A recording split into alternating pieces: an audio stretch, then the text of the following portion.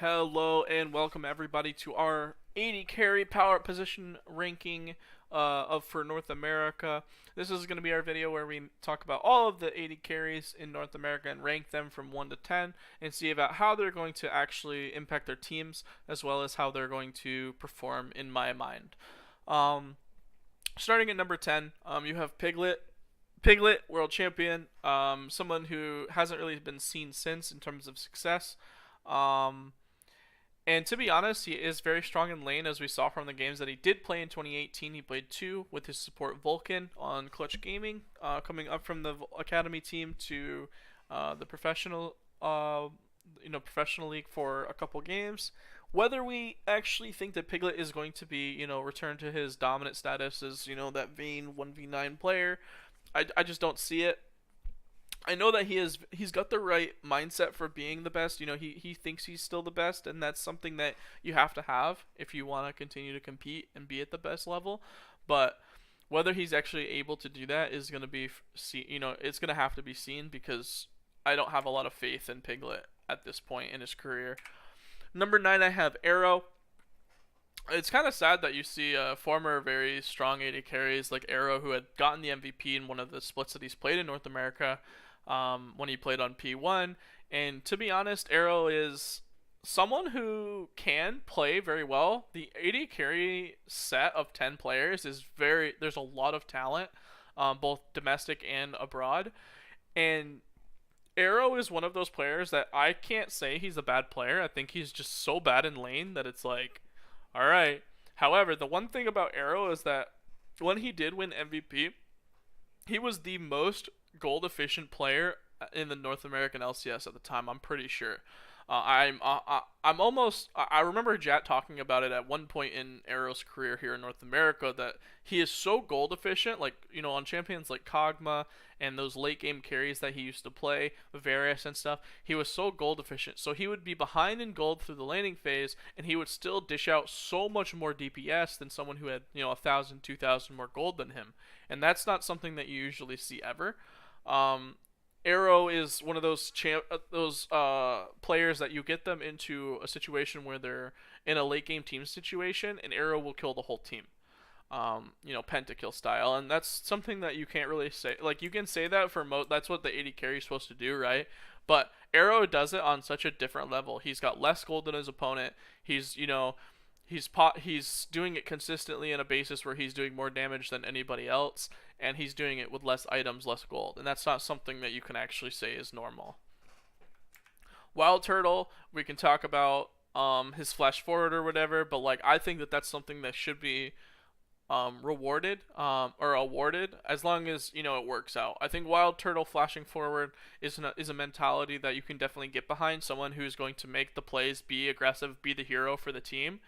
Um, However, you don't want it to be like Cody Sun with the Tristana W and like just suiciding. Like, suiciding is not something that you want. However, you do want the players to have that killer instinct, and Wild Turtle definitely has that.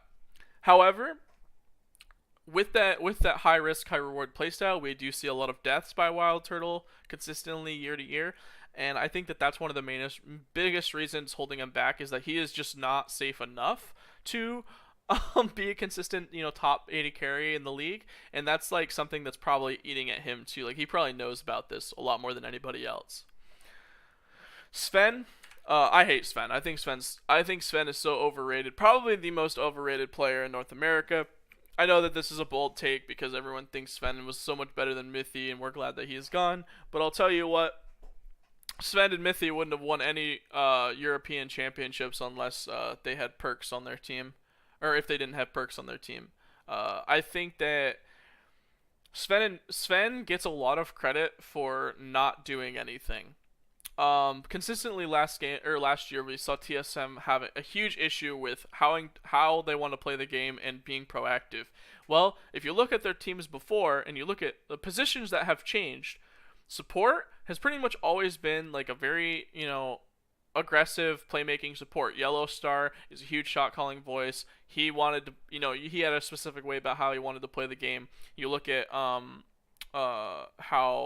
Smoothie wants to play the game when he comes in. We'll see how that works out. But Biofrost, another large name when you have him on the lineup, and of course you have Mithy, who is a large voice, who is on the lineup for this past year. Do I think that the way that Sven plays is good for the culture of TSM?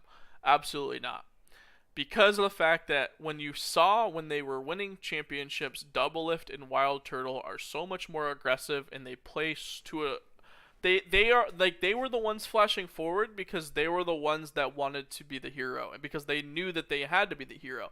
Hanser on the world stage when he was playing Nara, and he got like a five man ulti to win a game in 2016, 2017. Like, Hanser was that player, Svenskeren was that player, Amazing was that player. Like, you have consistently have a team where you don't have a lot of like playmaking, and Sven is definitely not that AD carry. I thought he had a bad year, but I think that that's how all of his years look, where he just kind of like sits back and just farms. I think, and consistent with that, the player above him in the lineup is the same style, but I think that he actually had some better numbers in 2018. Apollo Price, Apollo, put him at number 6 because I feel Apollo actually is just a better Sven. Sven is an import slot, which means he's taking up a value spot for what you can do abroad. Apollo is a domestic AD carry who can do the same thing as Sven, except he's going to be more consistent because he is like for last year, for example, he had a really strong KDA, a really high kill count.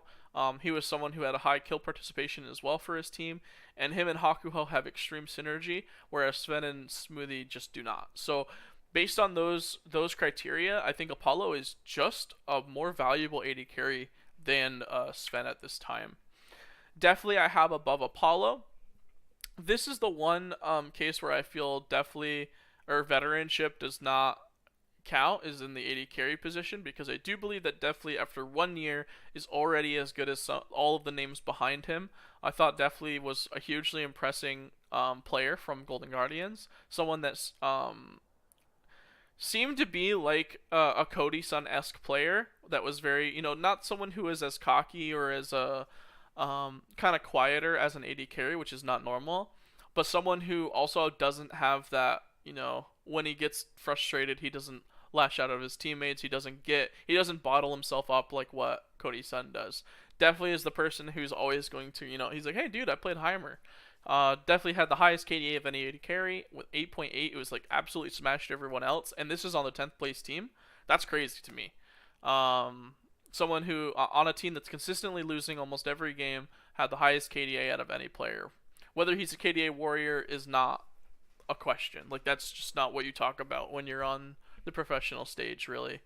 And he had a lot of kills, a lot of good stats as well. Stixxay, I have Stixxay as a top 4 AD carry because with 2018 being a really bad year where they won 40% of their games, Stixxay had some of the best stats of any AD carry alongside Deftly. But he was slightly above in most of the categories. So Stixxay was a really, really strong laning AD carry, and he consistently had a ton of farm throughout the year, where you're like, oh, is Stixxay going to be able to carry 1v5? We saw this a lot in spring when they went to 60 minutes every game, and late game mistakes just lead to one team fight loss, to CLG another loss for the record. And I think that's the biggest thing. Stixxay just didn't have a consistent team around him performance-wise, and that's why Stixxay, they weren't able to win these games. I don't think it was Stixxay himself who was the reason that they were losing.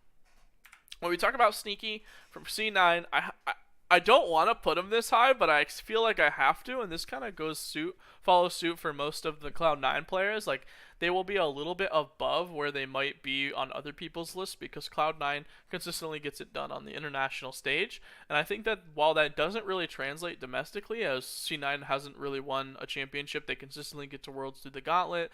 They consistently lose in playoffs to teams that might not even be better than them, and they struggle in the best of 5 series. I think that Cloud9 is someone that you can't actually count out in terms of how skilled their players are actually, And Sneaky is probably the most consistent AD carry out of anyone. He's consistently farming. He can smash lane like what he did against Afrika with Lucian. He can play the Tristana and farm up and team fight around Baron really, really well. I think he's actually the best team fighter around Baron is Sneaky. I don't think anybody has actually done better around Baron in team fights than Sneaky does.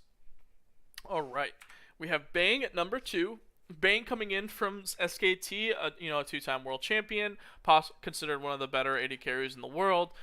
Someone who, in my opinion, is more of an anti-carry than a hyper carry, which is kind of weird to say, but I think Bang is what I'm gonna call an audible player. Someone who can run the audible, where he can pick up the slack if his team is struggling, but he can also play back and kite and be this late game hyper carry that knows that he has to position properly. And that is someone who is extremely valuable in the AD carry position, because it's kind of what I was talking about with Wild Turtle, but they know it. They know which situations they can do both or either in. So someone who can be aggressive, who can e forward on Ezreal, make get that last hit and kill someone, or he can kite backwards on Ezreal and consistently poke down the enemy team with Iceborne Gauntlet. And that's something that is not very widely seen in AD carries. You usually see one or the other.